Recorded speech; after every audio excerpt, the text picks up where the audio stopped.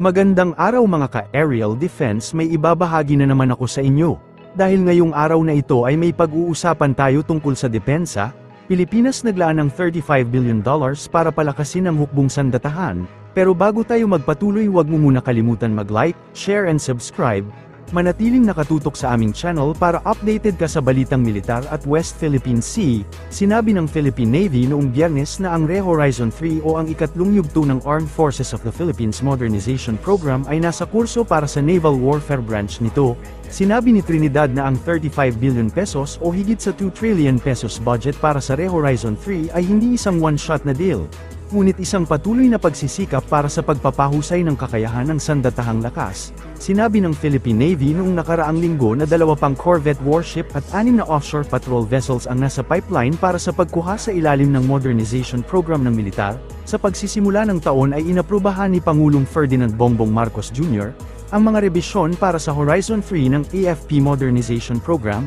Ang mga ito ay mula sa domain awareness, connectivity, intelligence capabilities of C4ISTAR, command and control, at mga kakayahan sa pagpigil sa mga maritime at aerial domain. The history of the AFP is the first time we have a commander-in-chief na nagbigay as a matter of policy, a pronouncement that we are shifting to external defense from internal security. Totoo yan. Oh. This was amplified by the statement of the Secretary of Defense. We will be instituting a comprehensive archipelago defense concept. Yung sabi nyo, never before, no? Never before. So itong dalawang pronouncement na ito ang naging guide ng AFP ngayon. And then we have the ReHorizon 3, $35 billion. Hindi ito one-shot deal, hindi ito pagkatapos nandun na tayo. Ito ay continuing. May assessments ito.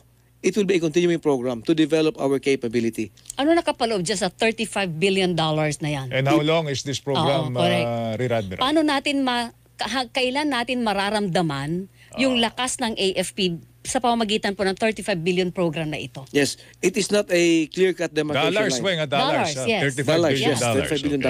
Hindi to clear-cut demarcation line, Weng, na pag nandun ka na, nandun ka na. Yes, opo. It is actually a continuation of previous programs na mas matindi, mas malakas, mas may tutok ngayon. So the continuation of the program are still there, and there will be assessments in the midterm if we have to continue to improve further. And it will cover a broad range of activities na hindi lamang pang internal security. Opo, opo. So we are now prepared, the AFP, to be truly a protector of the people and the state. And yung sinasabi naman sa KADSI, we must be able to secure and to protect all the way up to the exclusive economic zone. 200 nautical miles. Sa makatuwid, dati-rati nakatuntay sa loob, ngayon panlabas. Yes. At yung yaman dagat, we have the priority yan para sa Pilipino. Does Yung that nasa mean EEZ natin ito, for the AFP. For cyber, hindi lamang ito hardware. Yes, oo. Cyber, command and control capabilities, sea, air, land capabilities, 4 domains of warfare. Meron pang lupa, may pang himpapawid, may pandagat. Ibig sabihin ba na makakita na tayo ng mga frigate? Yes, actually, right now we have in the pipeline already. We already have delivered, received 2 frigates. Wow. We have more on the pipeline, 2 more corvettes and 6 OPVs. May dumating na 2 landing dock yung mga malaki, and may 2 pang parating, and many more. Ito hindi lamang ito pang naval o pang AFP. Opo. Ito ay nagagamit din natin sa HADR.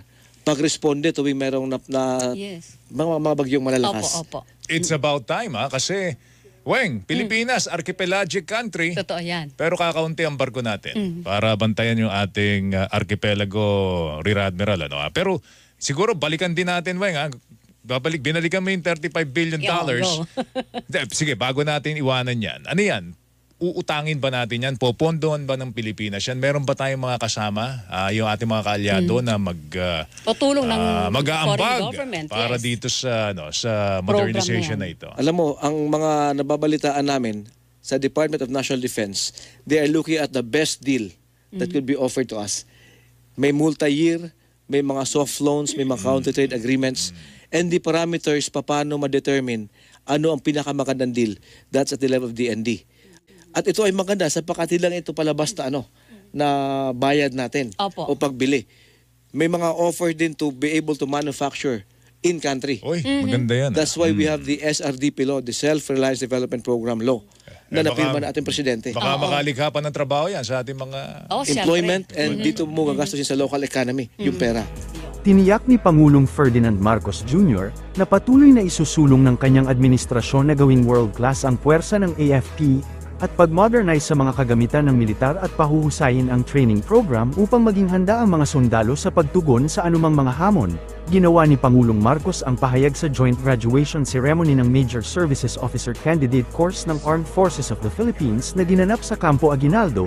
Sa kanyang talumpati, sinabi ng Pangulo na ang kanilang pagtatapos ay simbolo ng kanilang determinasyon, sakripisyo, at pagsusumikap na malampasan ang mga hamon ng pagiging opisyal ng AFP. Hinimok niya ang mga nagtapos na gawing gabay sa kanilang karera ang kanilang mga natutunan.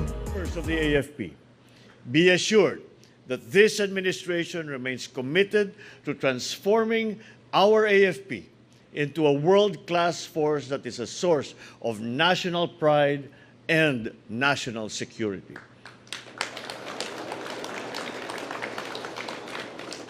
This transformation begins with investing in our people, in their talents, the specialists, the leaders who will bridge the gap between tradition and innovation. We will modernize your equipment, enhance your training programs, ensure that you are equipped to face challenges not just of today, but also of the future. Because together, we build an AFP that will stand as a beacon of strength, of alliance, resilience, and technological excellence. Lagi natin alalahanin na ang bawat hamon ay bahagi ng mas dakilang layunin. Sa bawat hakbang, ang inyong serbisyo ay hindi lamang tungkulin. Ito ay panata para sa bayan. Isang handog para sa bawat Pilipino na umaasa sa inyong husay, tapang, dangal, at malasakit. Para sa mas madaming update tungkol sa ating depensa, paki-follow at like muna ng aming page na nasa description na ang link. Huwag mo na rin kalimutan mag-like, share and subscribe. Pindutin mo na rin ang bell para updated kayo sa aking mga bagong video. Maraming salamat po.